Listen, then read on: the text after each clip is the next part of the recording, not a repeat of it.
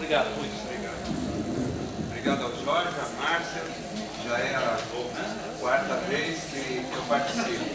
Bom, câncer de mama e FEBEM depois do almoço é dose telefônica. Câncer de mama e FEBEM depois do almoço é dose telefônica. Portanto, nós vamos fazer essa conversa um pouco mais light, tá certo? É que, realmente, há 2 anos atrás, quando o Jorge me convidou, era uma época que estava ocorrendo muita denúncia no noticiário sobre falsificação de remédio, né? Colapso da saúde pública no país, e rebelião em presídio, assim, estava ocorrendo quase que diariamente. Continua, né? Continua. E eu fiz uma exploração desse tema todo com a entrada de Urano e Netuno na 12ª casa do mapa do Brasil, tá? E contrastando isso com toda a desmontagem, né, que foi feita de um pequeno estado social, de bem-estar social varguista, desde a década de 30, e que estava sendo desmontado naquela ocasião. Se alguém há 2 anos atrás tivesse me dito, você vai viver isso, vai experimentar isso de perto, eu ia dar risada, porque era a última coisa que eu podia pensar na minha vida. Mas Urano traz surpresas e novidades na vida da gente. E de repente, um grande amigo meu está trabalhando na Secretaria de Assistência, ele é amigo do secretário, já trabalhou junto com ele, e me convidou para tocar um projeto na FEBEM. Eu levei uma semana para decidir. Quando eu percebi, eu já estava mais envolvido emocionalmente com aquilo do que eu queria ou do que eu deveria, talvez. É a primeira vez na minha vida, estou com 49 anos, que eu sonho frequentemente com coisas ligadas ao trabalho. Eu já passei por situações de trabalho difíceis, já fui líder sindical, já liderei passeata, greve, já negociei com tudo quanto é banqueiro. Nunca eu passei por uma experiência dessa de ficar sonhando com problemas que eu vivo no dia a dia no trabalho. E dessa vez eu estou. Esse Urano está brincando com uma conjunção que eu tenho no mapa, Marte-Plutão. Está fazendo uma oposição. Esse é o aspecto mais relevante no meu próprio mapa, né, que me levou para uma experiência dessa. Olha, o problema da juventude, da pobreza e da violência, né, que é um problema que está instaurado em vários lugares do mundo, não só no Brasil, em vários lugares do mundo, mas no Brasil tem todo um contexto especial. É um problema tão complexo que eu estou vendo na FEBEM, que alguém achar que tem uma solução maravilhosa, mágica para resolver aquilo, está completamente enganado, né? São problemas em vários níveis, são problemas institucionais. Por exemplo, de repente há um vínculo direto entre aquela fundação e o governo do Estado de São Paulo, né? Isso provoca fenômenos do tipo, por exemplo, que o Alckmin começa a subir nas pesquisas. No começo de agosto teve uma rebelião na unidade Franco da Rocha, mataram a formação de bandos dentro das unidades, né? Houve um pega, os próprios internos mataram o menino, tocaram fogo no menino, tá certo? E aí o que acontece? Trancaram os meninos, quer dizer, acontece o seguinte, toda a área da juventude infratora no Brasil é regida por uma legislação, o ECA, o Estatuto da Criança e do Adolescente. Antes de mais nada, aqui em Santos ocorre um trabalho nesse segmento de infração de jovem, que é exemplar. Vem gente da América Latina para ver o trabalho que é feito aqui. Tá? E uma cidade que tem problemas sociais bastante sérios, né? Mas aqui se consegue fazer um trabalho que é olhado pelo resto do país como algo que deve ser estudado de perto. E não só pelo país. Eu soube que recentemente veio gente da América Latina, de outros países da América Latina, para ver como é que se lidava com a questão aqui em Santos. Tá? Então, vocês vejam, esse vínculo, por exemplo, com o governo é uma coisa complicadíssima, porque o Alckmin começa a subir nas pesquisas, e aí precisa trancar os meninos em Franco da Rocha e deixar eles saírem 1 hora por dia para tomar sol. Para não ter rebelião, para não arranhar a imagem do governo. Tá? Então, há um problema básico que deveria ser desvinculado, por exemplo, o mandato dos dirigentes da fundação do mandato do governante. Isso é uma providência básica com a qual você eliminaria um foco de problema que existe lá dentro. Né? Há problema na relação com o judiciário, há muita hipocrisia em relação à questão com o juiz. Os juízes dizem que querem fazer cumprir o ECA, né? Que é uma legislação que parece uma legislação de primeiro mundo, mas nós estamos no Brasil. Então os juízes toda hora estão no noticiário, na imprensa, defendendo os garotos, né? Mas interno aqueles garotos adoidados. E o ECA prevê uma série enorme de outras medidas possíveis para aquele tipo de infração. Há coisas muito paradoxais. No estado de São Paulo existem 10 milhões de crianças e adolescentes. Internados na FEBEM tem 4 mil adolescentes. Né? 4 mil, estatisticamente, não é nada para 10 milhões. No entanto, o que acontece com essas 4 mil crianças, adolescentes, né, é suficiente para arranhar e para mobilizar um governo e começar a tomar atitudes.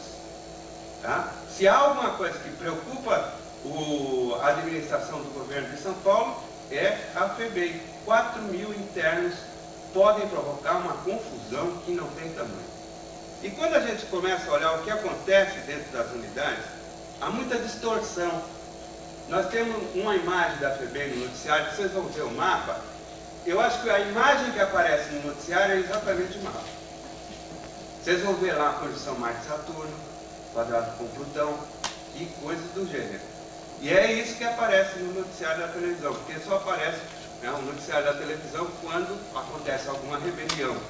Dificilmente a imprensa, o noticiário, vai mostrar as coisas as atividades que acontecem dentro das unidades que são bem feitas, são coisas, e existem trabalhos muito bem feitos dentro da FEBEM. Olhando o noticiário, a gente não pode imaginar que quase todas as unidades têm atividades pedagógicas e têm atividades culturais. Se os meninos querem participar delas, querem ir à escola dentro da unidade, ou querem participar das unidades culturais, é outro problema. Tá? Isso é outro problema, mas que elas estão lá à disposição deles, estão. Quando ocorre rebelião, geralmente os equipamentos relacionados à pedagogia são estragados, são quebrados, tá? Não são respeitados.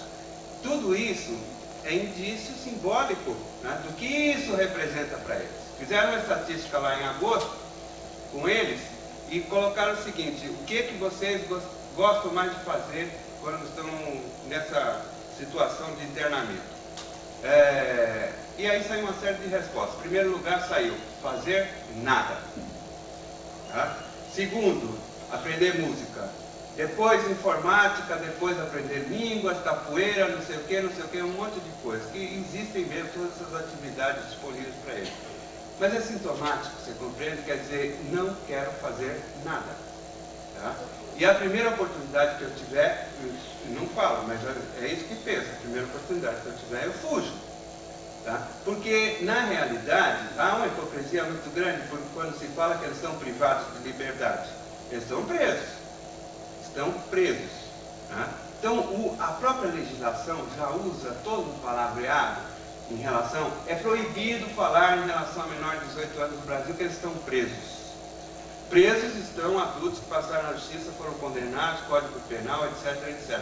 Jovem não. Jovem está privado de liberdade para receber, né, um tratamento socioeducativo. Tá certo? Há muito eufemismo, há muita hipocrisia nessa história toda. Né? Aí há muita ambiguidade, quer dizer, quem tem responsabilidade exatamente sobre o quê, é uma questão dentro da FEBEM que é algo complicadíssimo. Então vocês podem, por exemplo, acompanhar no noticiário, há um jogo de empurra-empurra extraordinário. Os promotores, os juízes estão toda hora no jornal, eles descobriram também que aquilo serve para fazer promoção pessoal das próprias carreiras. Né? Então eles vão lá e coitado desses meninos, coitado das minhas criancinhas. Alguns têm homicídio, latrocínio nas costas, e vários. Tá? O que ocorre? A sociedade ainda não consegue discutir o que é que se faz com um garoto de 15 anos de idade, tá, que já tem 3, 4 homicídios nas costas. Se você opta por rebaixar a idade penal, colocar esses garotos dentro de um presídio normal, tá, não vai ter alternativa. Quando eles saírem daqui a 15, 20 anos, eles são bandidos e não vai ter alternativa nenhuma. É possível fazer um programa de reeducação desses meninos, ressocialização, essa palavra eu não gosto, ressocialização. E por quê? Porque eles lá fora, né, quando eles estão vivendo na sociedade, eles têm uma vida social muito mais intensa que a maioria de nós aqui dentro. Eles têm mais experiência social, passam por situações, né, mais ricas e mais intensas e profundas do que a maior parte de nós que estamos aqui. Então eu não vejo essa palavra ressocialização, é uma palavra, é um conceito que também distorce um pouco a realidade que se trata. O que eu sei dos 6 meses que eu estou trabalhando lá, né, e é um trabalho por tempo determinado que eu quero fazer, eu não quero ficar lá de jeito nenhum, é que ou se tem uma abordagem nova, né, para esse tipo de menor infrator que nós temos, ou nós vamos cair no seguinte, vai acabar caindo num sistema de penitenciária mesmo. Tá? Então, nós estamos aí com um governo, né, que tem uma característica interessantíssima. Eu acho que o governo PSDB, tá, é um governo que tem uma característica esquizoide. Para começar, é social-democrata no nome e pratica uma política econômica e social neoliberal, que não há a menor dúvida. Eles são responsáveis, e muito da política econômica que está aí é responsável por esse quadro social que nós temos. São Paulo é uma cidade com 10 milhões de habitantes, tem 3 milhões de pessoas que pelo menos moram em barracos, casebres, favelas, onde água, esgoto e todo esse sistema mínimo de higiene pública é muito precário. Tá? 8 anos na municipalidade de São Paulo, as políticas públicas e sociais deixaram de existir. Está completamente largado. Se a Marta ganhar a eleição, vai ter um trabalho enorme e só eu acho que dá resultado nessa área da juventude pobre daqui a uns 2 anos, provavelmente. Então, eu estava falando da característica dividida, esquizoide, dividida do governo dos tucanos. Então, quando ocorreu a crise na Imigrantes em 99, nós vamos ver também no mapa aí como é que circunstâncias astrológicas estavam, eles tomaram 2 atitudes simultâneas e contraditórias.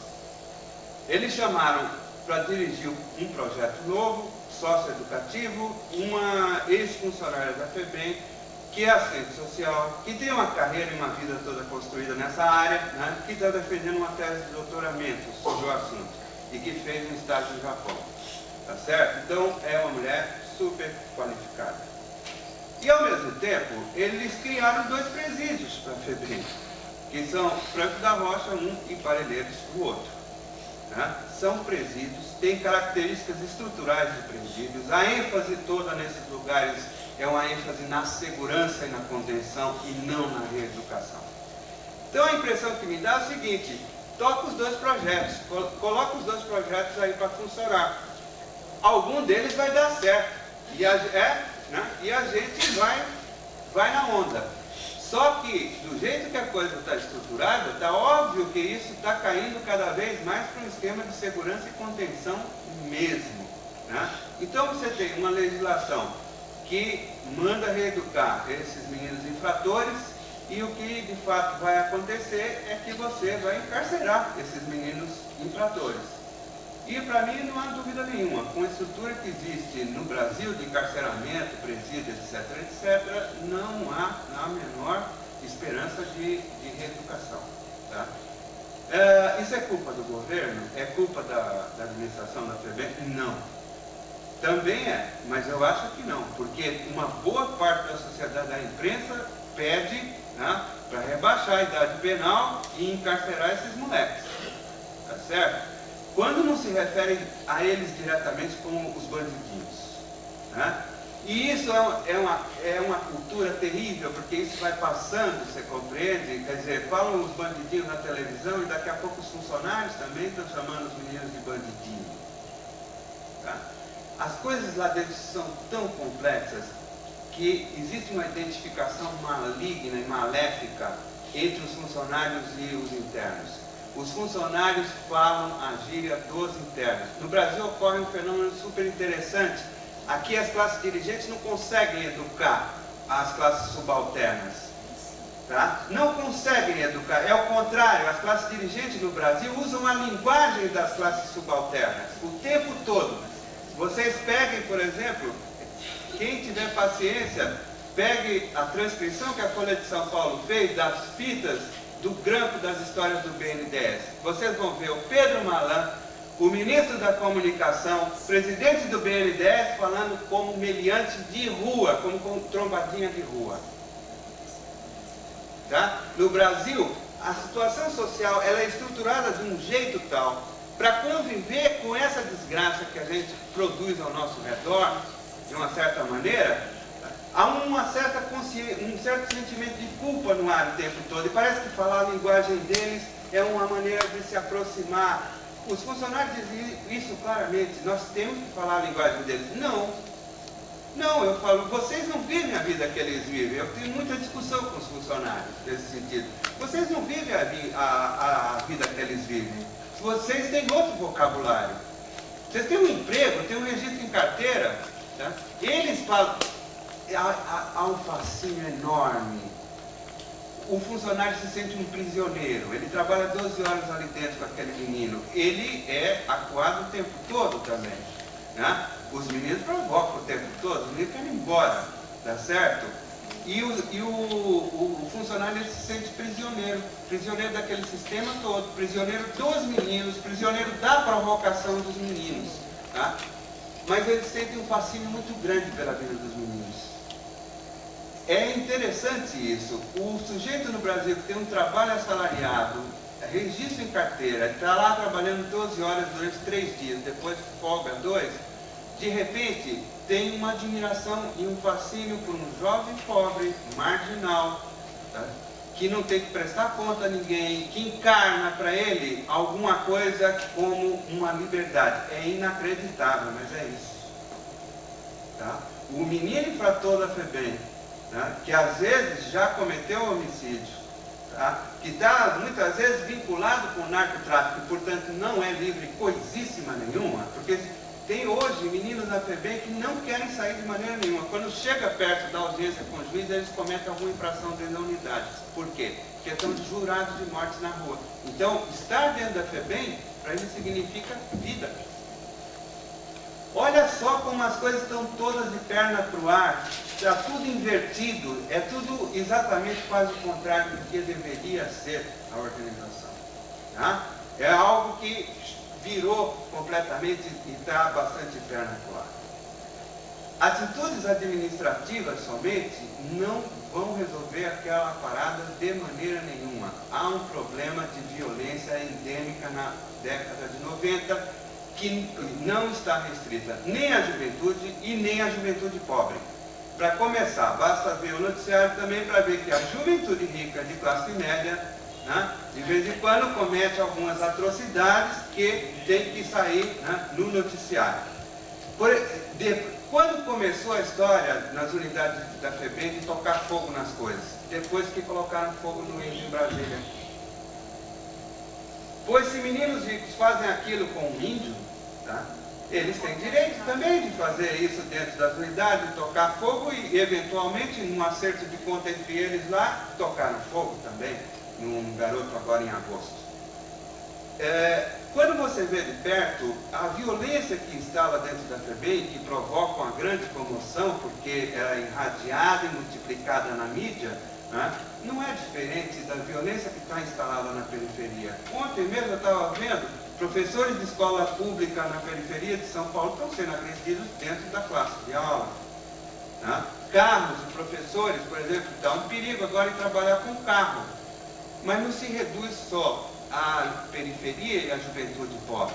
Professores de escolas particulares se queixam, né, bastante atualmente, que não conseguem o mínimo de disciplina e de silêncio na classe para dar uma aula. Certo? São alvos de piada, alvos de chacota. E isso em escolas particulares de classe média. Para mim, esses fenômenos todos estão ligados com uma corrosão enorme do que era até hoje encarado como uma relação de autoridade. Tá? As pessoas se queixam muito, especialmente pessoas já acima de 40 anos, que a relação com a juventude está uma coisa complicada, tá certo? Porque a aceitação de limites, tá?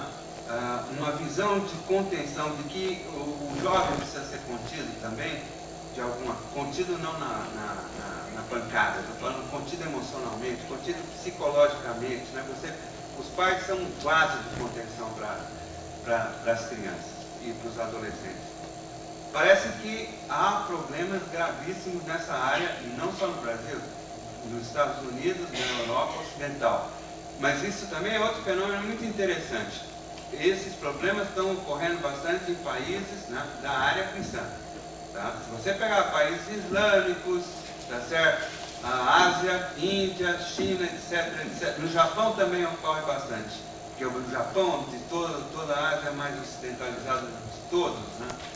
Mas em outros países com outra cultura, o fenômeno não tem a amplitude que tem no Brasil. Como, por exemplo, também o narcotráfico não tem a amplitude que tem nos países ocidentais. Tá? Você tem até hoje um país islâmico que é o maior produtor de heroína do mundo, né? O Paquistão e o Afeganistão. Mas o consumo de drogas em países islâmicos é pequeno. Tá certo? Eles produzem para exportar. Tá? Produzem mais para exportar. No Afeganistão, por exemplo, o consumo é relativamente pequeno. Então você tem aí realmente um problema de crise de valores, de uma relação de autoridade. Tudo isso, por exemplo, poderia, para resumir a coisa, vocês poderiam ver num filme, o Kids. Tá? O que acontece no Kids? Ninguém vê os pais dos adolescentes. Eles não estão lá, eles são irrelevantes naquela história toda. A vida se estruturou de uma determinada maneira e a mídia produz estímulos onde os adolescentes podem tudo. Tá? Os adolescentes têm uma renda. Existe toda uma propaganda voltada para o consumo de adolescentes, que começou com música, vestuário, na década de 60 e não parou de crescer. Tá? Tem uma literatura enorme aí sobre a questão dos pais permissivos, que nunca sabem dizer não para um filho. Tá certo? Quer dizer, todos esses fenômenos, né, estão desembocando nisso que nós estamos presenciando. Tá? Porque é muito interessante que as pessoas, às vezes, elas não querem juntar as coisas. Tá? Todo esse mundo de mercadorias, de novas tecnologias que nós criamos, e todo o incentivo e a valorização desse mundo teve uma contraparte muito negativa, que é exatamente isso que a gente vê. A violência, a expansão do narcotráfico. O narcotráfico produz e faz circular praticamente $1 trilhão por ano. É uma piada você chegar para um garoto de 15 anos, interno na FEBEM, e falar assim, olha, você vai estudar, tá? Daí você vai tirar um diploma, você vai arrumar um emprego, você vai trabalhar. Aí ele vira para você, primeiro que ele sabe que o maior índice de desemprego na cidade de São Paulo é exatamente entre 15 e 24 anos de idade. Tá? Para agravar e complicar as coisas. Tá certo? Ele não vê estímulo nenhum em estudar. Ele acha a escola chata, e isso também muitos alunos de classe média também acham bastante chata, né? A pedagogia atual. E finalmente ele vira para você e fala o seguinte, quanto o senhor ganha por mês? Aí você fala, tanto. Aí ele fala assim, isso aí eu tiro dando uma volta uma vez por semana, senhor. E você vai falar o que para ele? A única alternativa que você tem é falar o seguinte, que, bom, tudo bem, você tira isso aí por uma vez por semana, mas é provável que daqui a pouco você esteja de volta aqui, ou então esteja morto. Tá? Porque também o maior índice hoje de homicídio na cidade de São Paulo ocorre na faixa entre 15 e 30 anos de idade, tá certo? E especialmente na periferia, com jovens, negros e mulatos.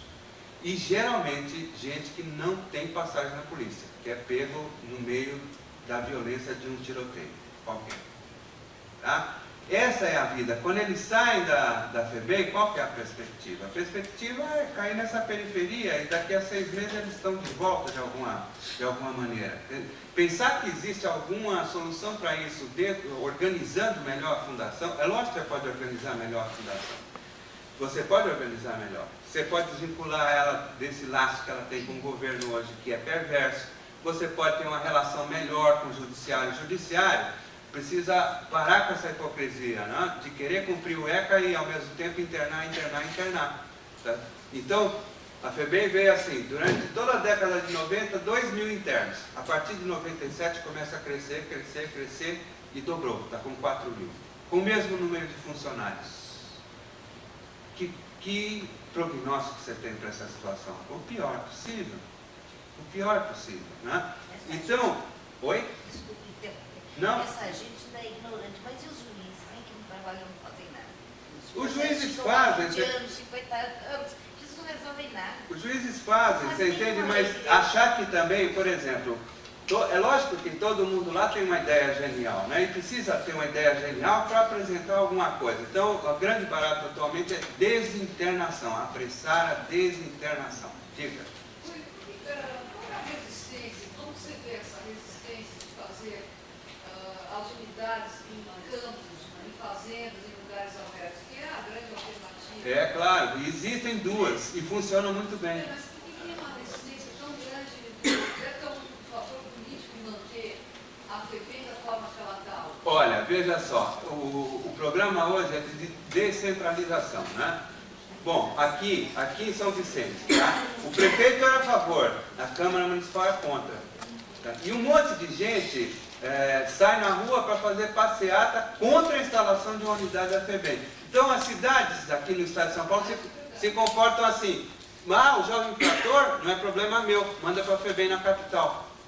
Tá? Então dos 4 mil internos que tem, metade mais ou menos é do interior, mais ou menos.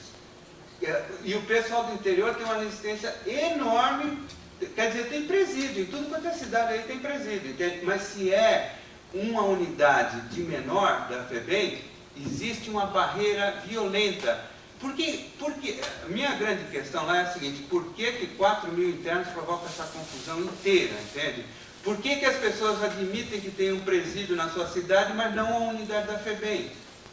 Porque isso está mexendo com o arquétipo não só da juventude, está mexendo com o sentido de esperança do país.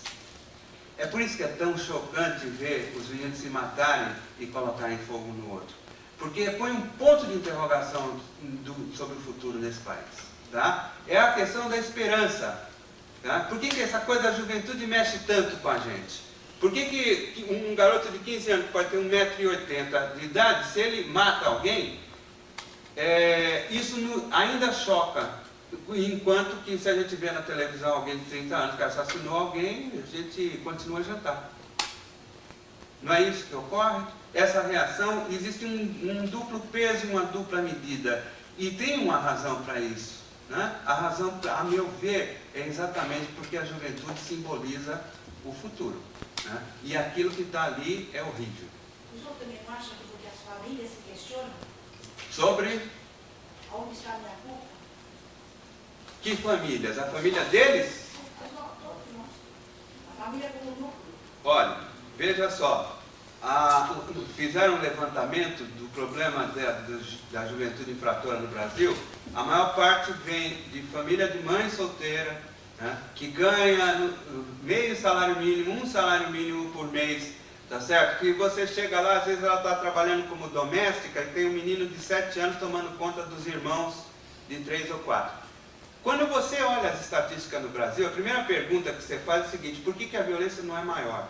Todo mundo acha que a violência no Brasil é enorme, mas na hora que você olha as estatísticas, o que é a sociedade brasileira, você fala assim: meu Deus do céu, como é possível que a violência não seja maior ainda? Né? Você veja só, nós vivemos num país de 160 milhões de habitantes, tem 16 milhões que contribuem para o INSS. Isto é o mercado formal no Brasil. Esse ano, 12 milhões declararam imposto de renda. 20 milhões têm conta bancária. Esse é o tamanho da sociedade organizada no Brasil. O resto, sabe Deus como é que vive. E aí você, quando começa a olhar esses números, você começa a pensar como é possível, entende, que essa coisa se mantenha. Uma das respostas que eu vi, agora estudando todo esse assunto, no Brasil você tem uma rede de assistência social informal que é enorme. Praticamente em cada quarteirão de uma cidade no Brasil você tem ou um centro espírita, ou um trabalho da igreja católica, ou um trabalho de uma igreja evangélica, ou um pessoal abnegado que resolveu fazer alguma filantropia, tá? Para manter isso funcionando.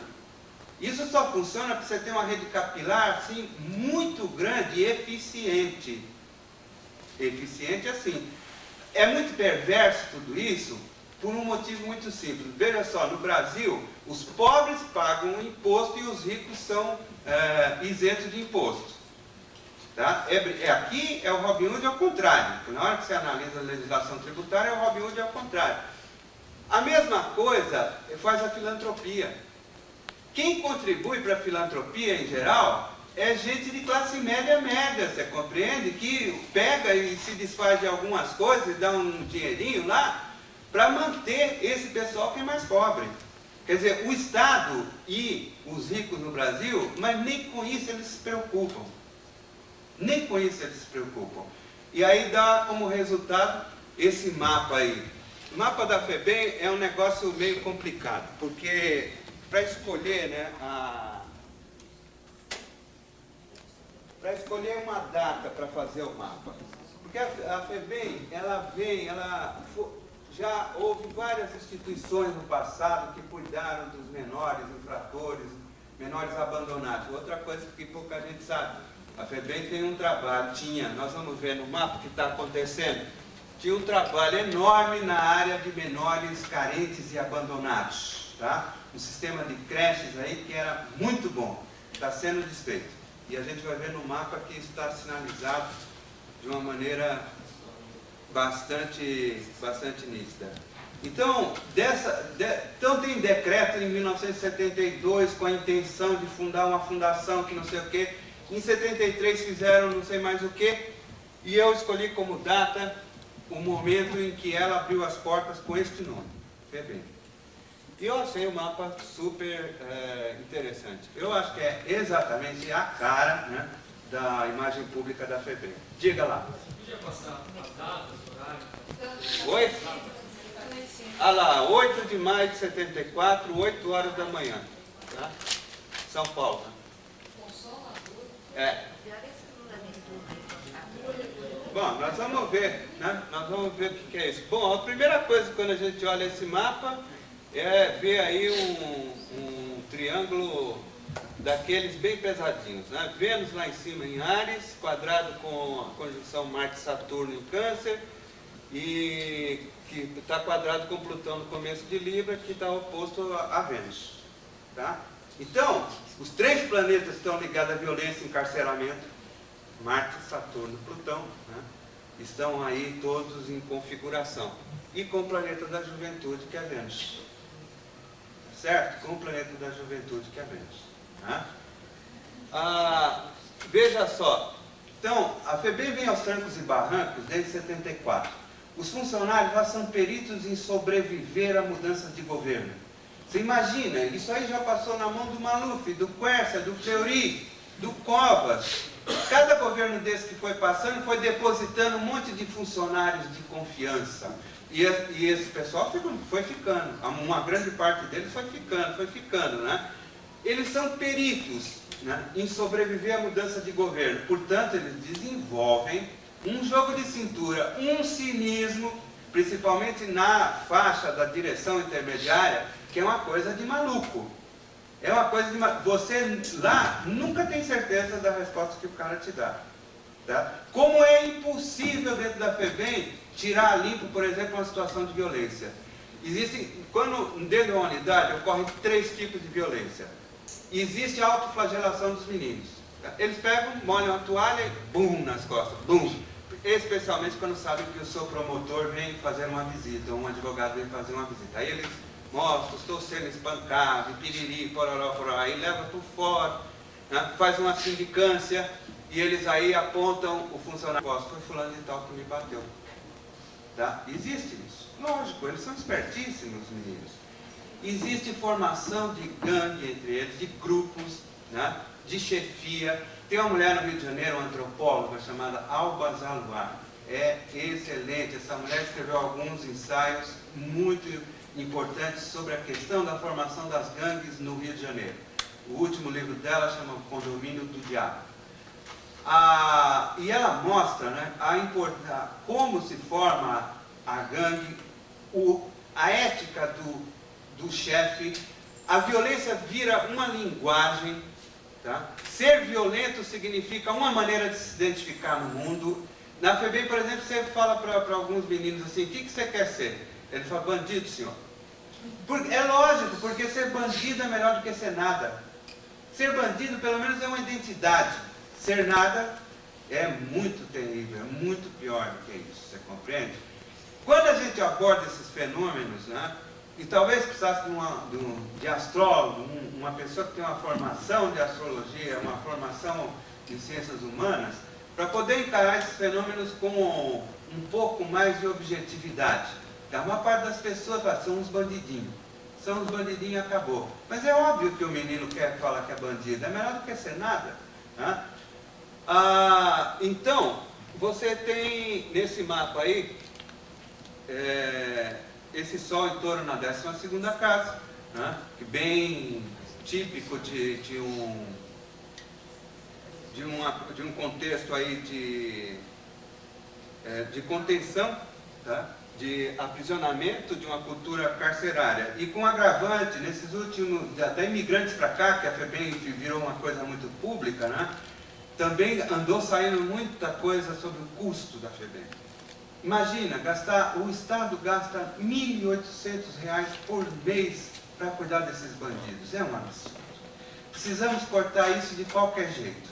Isso eu ouço de gente de dentro e de gente de fora. Há um ponto agora que chegou no seguinte, já que eles tocam fogo nos colchões de tudo quanto é rebelião, nós não vamos mais repor esses colchões. Tocou fogo, dorme no chão. Até o Covas fez uma ameaça numa das rebeliões que ocorreu em Franco da Rocha, né? E aí a Secretaria da Fazenda ultimamente resolveu, né, chamar a diretora administrativa lá para saber o que estava acontecendo, por que gastava tanto material. Aí ela virou para o cara do técnico da Fazenda e falou, você não lê jornal? Pô, cada rebelião que tem, eles destroem. E não por maldade, entende? Destrói porque é a forma que eles têm de protestar. Tá? É a forma que eles têm de protestar. Agora, como você vai lidar com isso, são outros R$500. Aí? Então, essa questão, e veja só, Saturno entrou no signo de Touro em 99, né, e as condições na instituição, na fundação, começaram a se agravar profundamente. Aí teve o estouro na Imigrantes. Está fazendo um ano, 25 de outubro, que aconteceu aquela tragédia toda na Imigrantes, que mataram um monte de gente lá, morreu um monte de gente, e degolaram o menino e pegaram a cabeça dele e mostraram, bem ritual. As mortes na FEBEM são bem ritualizadas. Essa coisa que está meio em discussão na antropologia urbana, da gente estar com formação de sociedade tribal, de novo, né? As tribos urbanas, não sei o quê, isso na FEBEM você vê com a maior clareza. A última morte, eles tocaram fogo no corpo do menino e dançaram ao redor. Tá? Gente, é uma cremação, gente. Tem outros povos no mundo, eles não sabem disso. Mas eles estão imitando coisas que outros povos fazem no sentido religioso, eles fazem lá dentro, porque é um impulso do inconsciente deles. Para quem é psicólogo junguiano, essas coisas são, né, um material riquíssimo para se trabalhar e para se elaborar. Tá? A instituição tem uma conjunção Lua-Netuno na 7ª casa. Essa conjunção, ela tem vários significados, como qualquer sinal em astrologia, né? Então eu estava falando, eles tinham um trabalho enorme e muito bem feito na área de carentes e abandonados. Que essa conjunção é típica. Os poucos mapas que eu já fiz de pessoas que foram órfãs, adotadas, etc., normalmente tem um aspecto Lua-Netuno muito forte no mapa, né? Então, essa é um trabalho que a FEBEM fazia muito bem e que resolveram desativar. Plutão está transitando nesse setor aí, tá? Resolver desativar isso e conveniar, tá? E é óbvio que esse conveniamento ocorre como uma espécie de precarização e terceirização. Então, as pessoas dentro da FEBEM, a FEBEM tem funcionários excelentes, pessoas com uma formação técnica, pessoas sérias, engajadas no trabalho, tá? Que ficam desesperadas diante das condições que tem que realizar o trabalho delas, tá?